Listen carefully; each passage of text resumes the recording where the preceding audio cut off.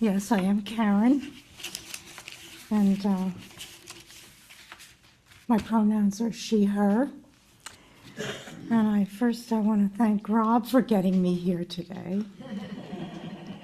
And I also want to thank Catherine for the most beautiful offerings of music today. I also want to thank you for that.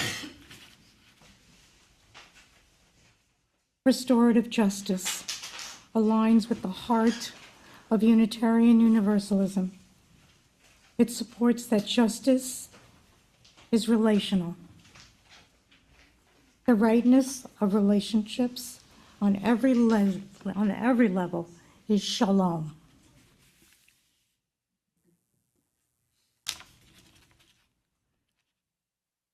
I want you to look at your fingertips, your palms. Picture what they held before you were coming here today. How do you use your hands towards the rightness of relationships? Be gentle with your hands. Now consider your mouth. What does it often do? Does it laugh? Does it kiss? Is it honest and kind? We should be kind with our mouths.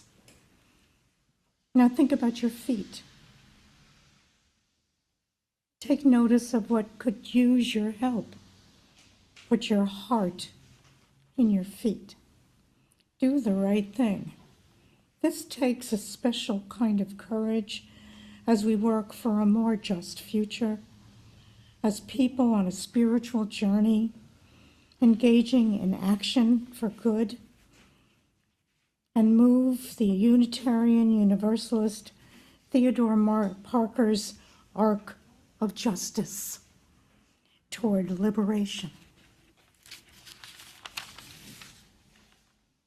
Our task is to live in just relationships with one another, to work at restoring to wholeness those people and relationships that we and others have broken, and to bring about this fullness of shalom. Ashe. Amen.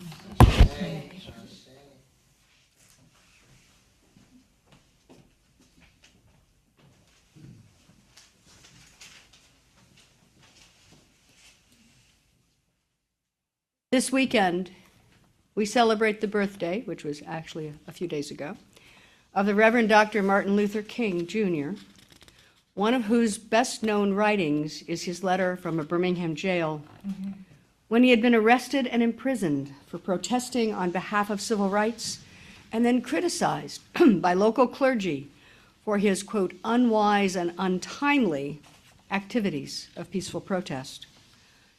Dr. King had been invited to Birmingham by local leaders, and as he said in his letter, quote, I am cognizant of the interrelatedness of all communities and states. I cannot sit idly by in Atlanta and not be concerned about what happens in Birmingham. Injustice anywhere is a threat to justice everywhere. We are caught in an inescapable network of mutuality, tied in a single garment of destiny. Whatever affects one directly affects all indirectly, end quote. I'm a Unitarian Universalist, and I am guided by the shared values at the heart of our faith. One of our core values is our commitment that every person has the right to flourish with inherent dignity and worthiness. Every person, not just a chosen few. There are no disposable people. Every person has inherent worth and dignity. Injustice anywhere is a threat to justice everywhere. And the harsh reality, as we have seen most recently, and the unwarranted and deeply destructive violence of immigration enforcement, from deportation and imprisonment to deadly gun violence, is that our American society falls far short of honoring the dignity and worthiness of all people. And this is our work to do. This brings us to our own part in the inescapable network of mutuality as we take up a new phase of the work to address systems of injustice in the name of our faith.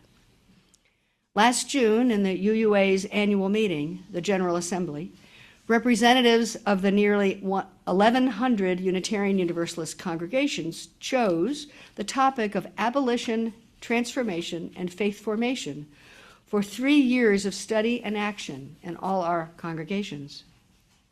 Members of our congregation who have been intensely committed to the work of anti-racism and prison reform decided to engage with that process here. We read the background materials, reached out to others, and 10 of us met in early December to begin the work together. Today is the next step as we introduce the concepts to the congregation and invite everyone to be part of the process in your own way. The imperative to address the topic of abolition rests on the historical reality that the economic and social order of the United States was built on a foundation of genocide and slavery. When explorers and colonists from Europe landed on these shores, among their first acts was to systematically displace and exterminate the indigenous population in order to take ownership of the land and its resources. And then little more than a decade later, traders landed in our ports with shiploads of human beings captured in Africa, transported in horrific conditions, offered for sale as free labor to increase the capacity of white landowners to cultivate vast tracts of land for their own profit. Does any of this sound familiar? The system of chattel slavery, white supremacy, and the U.S. caste system was thereby created. It horrifies me that I can actually say those words as a matter of fact, a fundamental reality of this country in which I was born and raised. And more deeply horrifying is the knowledge that the institutions of land acquisition, genocide, and enslavement were and are justified and supported by an elaborate web of lies and misrepresentation, reinforced by specific framings of religion, science, and law designed specifically to uphold a social order that keeps people of African descent at the bottom of a permanent and intransigent caste system for the benefit and profit of those whose ancestors came from Northern Europe and other parts of the world. And if any of you missed Donna's very powerful sermon about this and about her own family experience back in October, you can find it online under past worship services. It's well worth experiencing. Donna, the same Donna Schlachman, has selected a reading that speaks to us all, especially those of us who identify as white, about the work we need to do to reimagine and recreate the systems of which we are a part. Donna.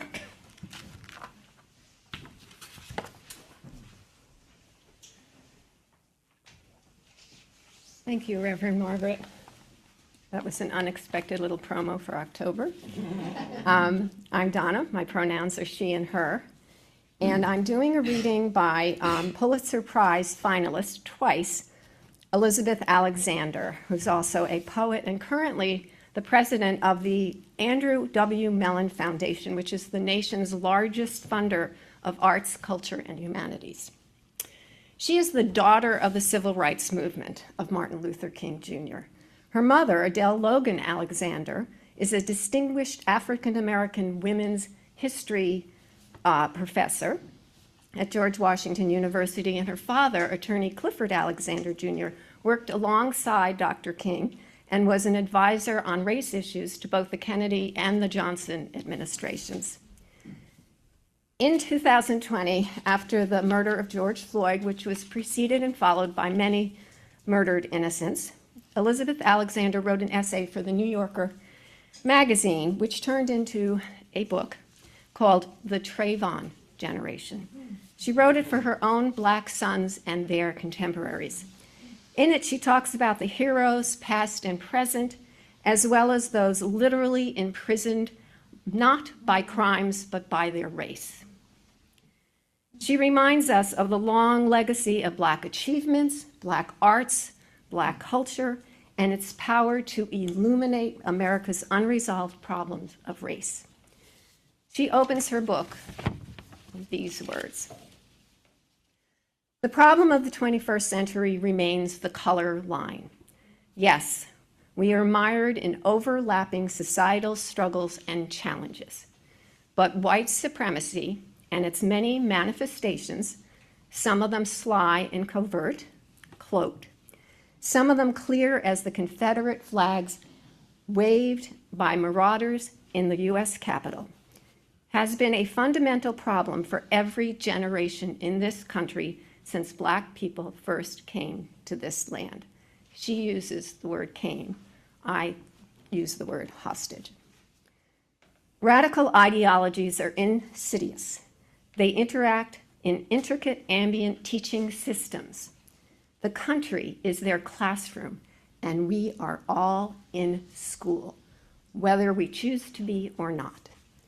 Thus, the color line is a fundamental, formative American problem.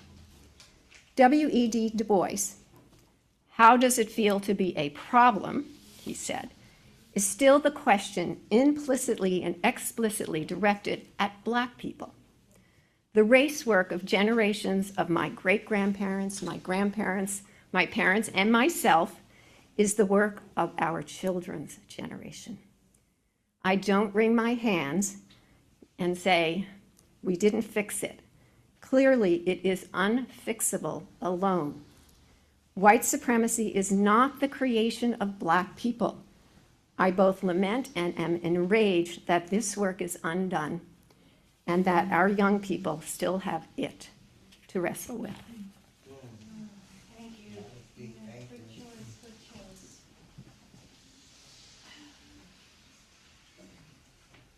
Thank you, Donna. So why is this study action initiative focused on abolition? As someone asked me earlier this week, wasn't abolition a done deal with the Emancipation Proclamation in the 1860s? Yes, and abolition failed. Abolition failed under the weight of the previous 250 years of addiction to the exploitation of human labor, reinforced by the cultural underpinnings of science, religion, and the customs of white privilege. The peculiar institution of chattel slavery, ownership slavery, was perpetuated in different but equally insidious forms after the Emancipation Proclamation through Jim Crow laws, mob rule and societally sanctioned lynchings, systemic discrimination and denial of access to resources, and differential treatment of people of color under the law. And I'll tell you, it's no accident that the target of the Minneapolis ICE efforts are people from Somalia. The 13th Amendment to the Constitution in 1865 formally abolished slavery and involuntary servitude in the United States, except as punishment for a crime. And that exception set the stage for unequal treatment under the law that has resulted in higher arrest and conviction rates and harsher prison sentences for people of color as the caste system continues to influence even the most basic elements of law enforcement and incarceration. The American law enforcement system was initiated with fugitive slave enforcement, quote, establishing precedents for state-sanctioned violence, racial control, and the protection of property, the property being people, over individual liberty, directly influencing later policing by creating systems to track, apprehend, and control marginalized groups, particularly Black people, under the guise of maintaining social order, a legacy extending well beyond slavery's end. L.J. McCaw will now share a reading that provides additional insights into the issues of legally sanctioned violence that persist into the current day. L.J.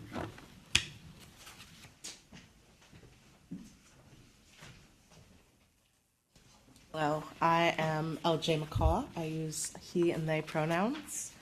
And I am going to give a reading from Mariam Kaba's We Do This Till We Free Us, which was published in 2021 and remains, unfortunately, relevant today. She defines abolition as abolition for me is a long-term project and a practice around creating the conditions that would allow for the dismantling of prisons, policing, and surveillance, and the creation of new institutions that actually work to keep us safe and are not fundamentally oppressive. She goes on to say, a thing about prisons and police is how they make people, the vast majority of people, feel secure. I don't mean safe, I mean secure. Secure means that the scary, awful monster people are kept at bay by those institutions. That is the story that gets told and reinforced by media, by our parents, by our culture. We can't underestimate the fact that we think these institutions keep us secure. Security and safety aren't the same thing. Security is a function of the weaponized state that is using guns, weapons, fear, and other things to make us secure. Horrible things are supposed to be kept at bay by these tools, even though we know that horrible things continue to happen all the time, and that these very tools and the corresponding institutions are reproducing the violence and the horror that they are supposed to contain. She goes on to say that to change these systems, community accountability and work in our communities is key. We have to get serious about doing that work and reaching toward each other. If our relationships are transformed over time, we'll be able to think more clearly about more ways to reduce harm. The idea that cops equals security is difficult to dislodge. To transform this mindset, where cops equal security, means we have to actually transform our relationships to each other enough so that we can see that we can keep each other safe. You cannot have safety without strong, empathetic relations with others. You can have security without relationships, but you cannot have safety, actual safety, without healthy relationships. Part of what this necessitates is that we have to work with members of our communities to make violence unacceptable. People ask me all the time what abolition looks like. You know, there are groups of people who are living a type of abolition right now. I want you to think of affluent white neighborhoods in the Chicago area, like Naperville, where there are no cops to be found anywhere. Certain people's race and status protect them, and that protection needs to be possible for everybody. We can't reform the police. The only way to diminish police violence is to reduce contact between the public and the police. There is not a single era in United States history in which the police were not a force of violence against Black people. Policing in the South emerged from the slave patrols in the 1700s and 1800s that caught and returned runaway slaves. In the North, the first municipal police departments in the mid-1800s helped quash labor strikes and riots against the rich. Everywhere, police have suppressed marginalized populations to protect the status quo. So when you see a police officer pressing his knee into a Black man's neck until he dies, that's the logical result of policing in America. When a police officer brutalizes a Black person, he's doing what he sees as his job. A safe world is not one in which the police keep Black and other marginalized people in check through threats of arrest, incarceration, violence, and death. Mariam Kaba then goes on to say that she has been advocating for the abolition of the police for years. As she says, regardless of your view on police power, whether you want them to get rid of the police or simply make them less violent, here is an immediate demand we can all make. Cut the number of police in half and cut their budget in half. Fewer police officers equals fewer opportunities for them to brutalize and kill people. The idea is gaining traction in Minneapolis, Dallas, Los Angeles, and other cities. History is instructive, not because it offers us a blueprint for how to act in the present, but because it can help us ask better questions for the future.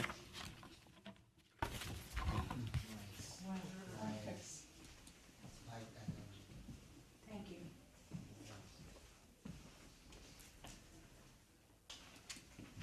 Thank you, LJ.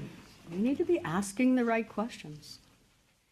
In response to the persisting cultural, social, and institutional reality, our faithful UU study and action for abolition is defined as, by the materials that they provided, quote, a holistic approach to systemic social change that includes, but is not limited to, the abolition of slavery, replacing systems and cultures of violence, coercion, and control with transformative justice and relational practices, and dismantling the prison industrial complex as we now know it. It requires the transformation of our society and the replacement of theologies of retributive justice and violence, end quote.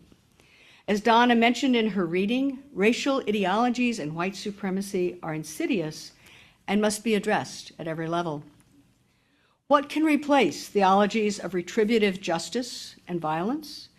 The response to retribution and violence is the creation of systems of restoration, as Karen shared earlier.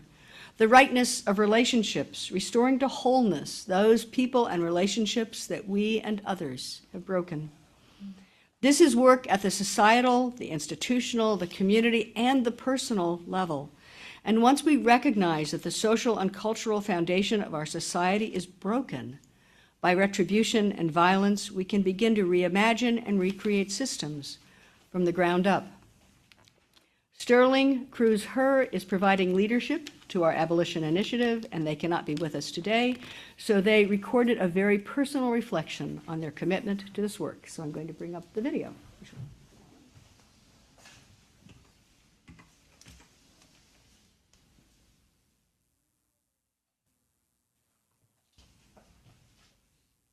This is too easy, I'm sorry. Go for it. All right. I am a new and proud member of UU Catskills because I've experienced firsthand your commitment to trans inclusion. You show up at workshops, you create spaces that respect gender fluidity, and when media elevates attacks on my people, you name them and you offer empathy. You aren't perfect. Sometimes you call me he when I'm there, but there is an expanding grace between us. Because of that grace, I can invite other people into this community. A broad range of trans inclusion efforts at UU Catskills has borne fruit. I'm far from the only gender non-conforming person here as proof of that.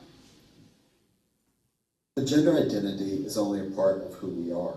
So the real question becomes, would a Black trans person feel safe here? Would a trans immigrant? No, if we don't do the work, they won't. And neither would their cisgender counterparts. By way of background, I used to believe that being part of an oppressed minority gave me special insight into the struggles of Black people in this country. They're oppressed, I'm oppressed, I get it, right? About 10 years ago, I was given a gift that I did not think was a gift at the time. A queer femme person of color read me the Riot Act. She called me out specifically and in detail about my white privilege and my masculine privilege because I identified as a butch lesbian at the time. It was terrible, and it shook me to the core. Then I got to work, and I've been working ever since. I began with a 3-day anti-racism workshop, and many more followed. I joined anti-racism groups, some queer, some cross-racial, most primarily for white folks grappling with how deeply U.S. society has been built to benefit us. I've read countless books, watched countless films, had countless conversations. And I know, yet and so, I will never really get it. It will never be done. That's why I volunteered to chair our new Abolition, Transformation, and Faith Formation Study Group, because I've seen the power of UU Catskills commitment. We've gathered a strong group of members to participate. We've extended our monthly meetings from 60 to 90 minutes because we want to guide congregational efforts and engage in personal growth. Donna Schlachman recruited me by making one thing clear. This will not just be about learning. We will be out in the community supporting Kingston-based efforts led by people of color. We will be building relationships that, just as you lovingly embraced me, demonstrate what it means to welcome people as they are. In the months following George Floyd's murder, thousands upon thousands of Americans mobilized for racial equity. Today, only a fraction remains committed. To be clear, this work isn't just about systems change. It's about emotional intelligence. It requires us to cultivate grace with one another, to expect mistakes, and to expect to be called out. And because we are committed to lasting change, we will have to lean into humility. Over the coming year, our committee will be inviting you into this work in many different ways. Our efforts may not change the world, but if they help create a congregation where people of color and immigrants also find a home, they'll be more than worth it.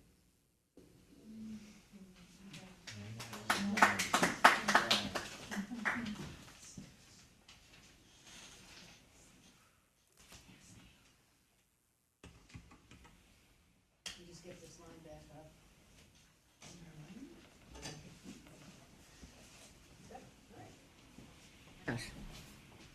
I didn't think that was going to work. Thank you to Sterling for their words and their leadership. Please thank Sterling when you see them. And so we invite you today to join in as we each learn and find our own ways to engage in actions to shift toward a society and culture of true relationship, moving away from judgment and retribution, seeking restoration of wholeness for all. There are several opportunities for learning and engagement in the coming weeks. So there's a gathering in Albany that Donna's going to and has another couple of spaces in the car. What date is that? It's this Wednesday. This coming Wednesday, the something. 21st. 21st. Okay, good. Sorry. All day. So if somebody wants to go to that, it's to work on to learn about and address the prison.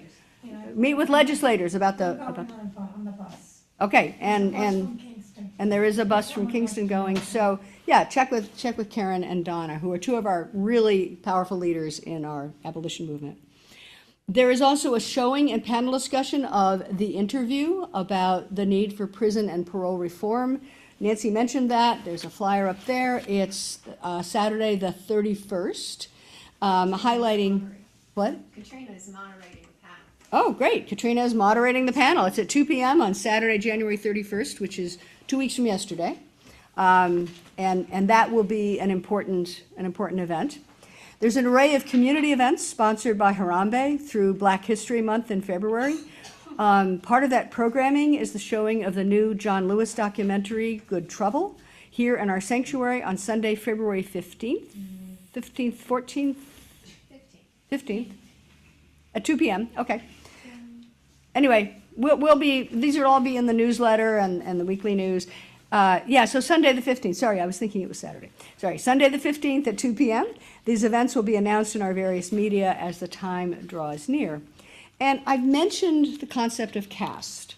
So for me, reading Isabel Wilkerson's book, Caste, helped me really understand how deeply broken our society is. It's a paradigm-shifting book if you haven't read it or you don't know what I'm talking about. And we're going to have a book discussion of it. And if anybody needs financial help buying the book, I can't help you read it, but I could help you buy the book if you need a copy. And the discussion will begin on Monday evening, March 2nd, to give people time to register, sign up, and read the book. And it'll be on Zoom, and registration is still open. So although this abolition initiative is new, this work has been underway for centuries. There's a quote that's often attributed to Reverend Dr. Martin Luther King, that the arc of justice is long, but it bends surely. The arc of the universe is long, but it bends surely toward justice. That was actually a quote from Unitarian minister Theodore Parker back in the 1840s. So we have a long stake in this work, and this work dates back centuries. So we join to continue in the heritage of our faith, bringing our resources and our commitment to this time of violence and repression. This is what we can do, this is what we must do in the living hope that we will overcome forces of oppression to create a world that honors the dignity and worthiness of all. So may it be. Amen. And blessed be.